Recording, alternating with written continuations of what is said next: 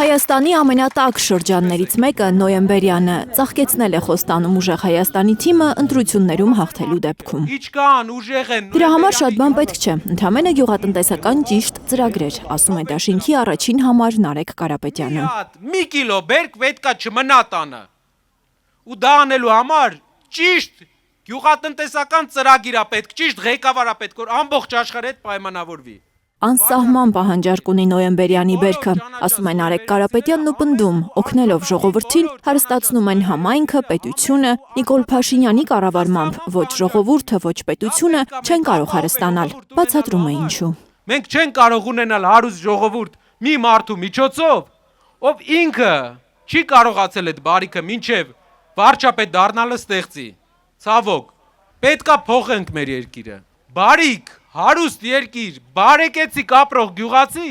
գործարաններ, աշխատատեղեր, բերքի լավ գնով մթերում կարապովի մարդ, ով ամբողջ կյանքում դրանով է զբաղվել։ Ուժեղ Հայաստանի առաջնորդ Սամվել Կարապետյանը կարող է, քանի որ ըստ Նարեկ Կարապետյանի նա վերջին 15 տարում ամենաշատ բարեգործություն արած հայն է։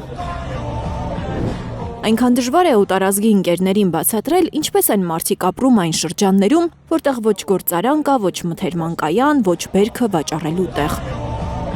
Բերդի բնակիչներին պատմում է ուժեղ Հայաստանի ընտրացուցակը գլխավորող Նարեկ Կարապետյանը։ Չէի կարում անգլերեն թարգմանեմ, յոլա ենք գնում բառը։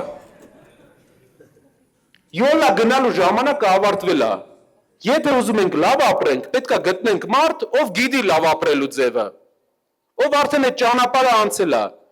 Ու Հայաստանի հաշիվին մի կոպեկ չի աշխատել ժողովուրդ։ Բերդի բնակիչներին արժանապատիվ աշխատավարձով աշխատատեղեր է Խոստանում ուժեղ Հայաստանը։ Սամվել Կարապետյանը գիտի ոնց ստեղծել աշխատատեղեր, ու փեշակն է ապահովել մարդկանց զբաղվածությամբ։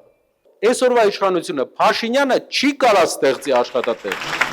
Մինչդեռ Փաշինյանն էր այդպիսի խոստումներ տվել ժողովրդին իշխանության գալու ճանապարհին։ Ամենակարևորը Հիշեցրել է Նարեկ Կարապետյանը ավելի վաղ Սյունյաց երկրին տված հարցազրույցում։ Իր կարծիքով խնդիրը Փաշինյանին հավատացած մարդկանց մեջ չէ, մարդիկ ճիշտ երազանքներ են ունեցել։ Փաշինյանն է դրանք անկատար թողել։ Այս մարդը չկարողացավ ապահովել այն թիմայնությունը, որովհետև նա թիմային գործիչ չէ։ Նա միանձնյա որոշում կայացնող է, ով ուզուրպացնում է ամբողջ իշխանությունը, թույլ չտալով ակտիվ գործիչներին Հայաստանում տեղ ունենալ։ Անդրադառնալով իր թիմի հետագա անելիքներին, Նարեկ Կարապետյանը շեշտել է, որ իրենց պայքարը նախ Սյունիքի դարպասները ամուր պահելու համար է։ Մենք վտանգ ենք տեսնում, որ հարևան երկիրը ունի նկրտումներ Հայաստանի տարածքային ամբողջականության նկատմամբ, բայց ոչ թե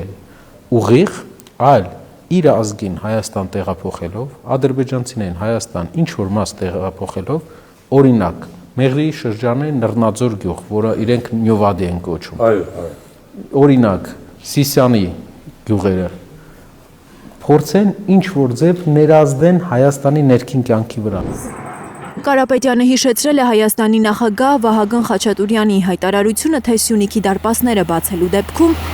ապագան մեծ հնարավորություններ է տալու մեզ։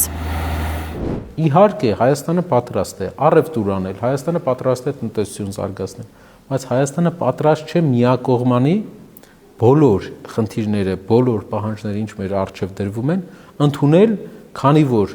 ինչքան մենք ընդունեցինք միակողմանի պահանջները, այդքան